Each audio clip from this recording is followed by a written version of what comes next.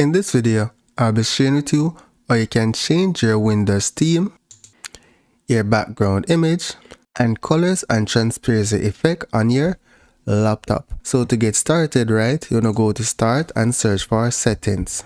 You're gonna select settings. So you're gonna go to start and select settings. Then you're going to select personalization. Then you can select choose background. Here you would have some default images. If you have a photo on your laptop, then you select browse photos and then browse for the image that you want. So I'm going to select one from my photos. Just going to select this random picture here. And you can see it's reflected on my background. So let's minimize and you can see this has become my background. So let's go back. Over, I do not want to use that photo, so I'm just going to select the original one that I had, right? Now to adjust your theme contrast, you can select contrast theme.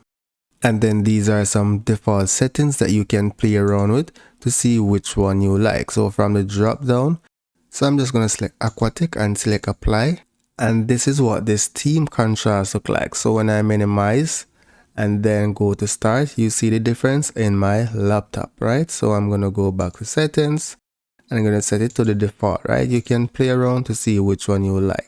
So let's go back to personalization. You can choose to select theme and choose a different theme for your laptop, right? So I'm going to choose a dark theme and immediately that one reflected. So you can play around to see which one you actually like. So this one is a cool one, right? So once you're in settings, you can play around with any settings that you need for your laptop and see the effect. So that's it for now, guys. Thank you for watching and see you in the next video.